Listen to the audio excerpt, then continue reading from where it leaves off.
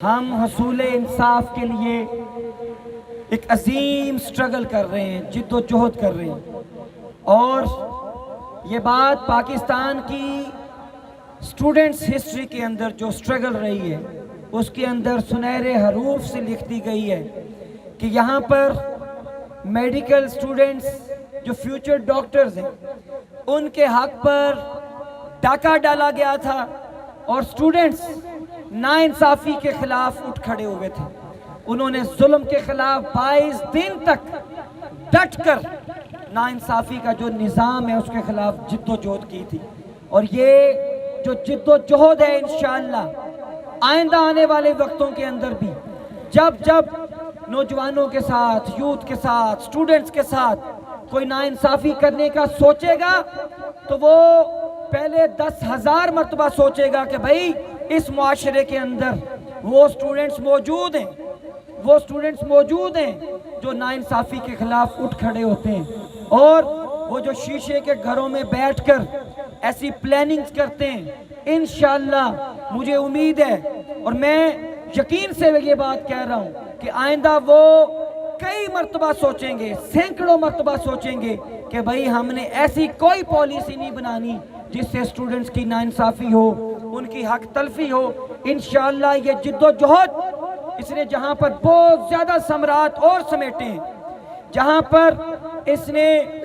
جد و جہد نے جہاں پہ سٹوڈنٹس کو حریت کا پیغام دیا ہے، ناانصافی کے خلاف اٹھ کر کھڑا ہونے کا پیغام دیا ہے، جہاں پر ظلم سے لڑنے کی طاقت ان کے اندر پیدا کی ہے، وہیں پر اس جد و جہد نے ایک امید بھی پیدا کی ہے کہ جب راستہ بند ہو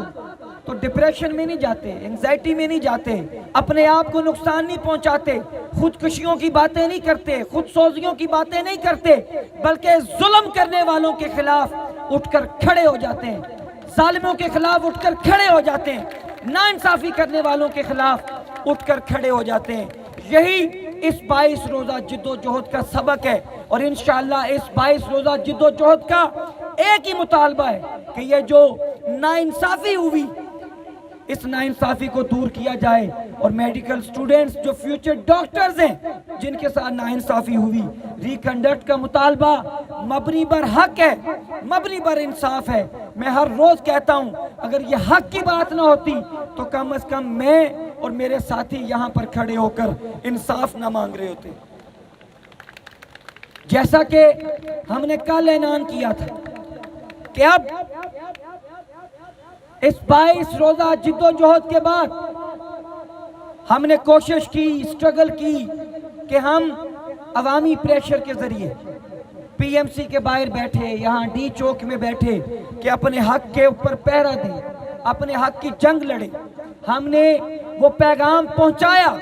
اور اسی جد و جہد کا نتیجہ ہے کہ وہ پیغام پاکستان کے الیکٹرونک میڈیا کے اندر گیا، پاکستان کے سوشل میڈیا کے اندر اس کی گونج رہی اور اب تک ہے۔ اور پھر اسی سٹرگل کی وجہ سے بے شک یہ مٹھی بھر لوگ ہیں، سینکڑوں لوگ یہاں پر بیٹھ کر انہوں نے اقتدار کے ایوانوں کے اندر بھی ہلچل مچائی، اور یہاں پر بھی پیغام کیا کہ ہاں بھائی وہ باہر سٹوڈنٹس بیٹھے ہیں، بچے بیٹھے ہیں،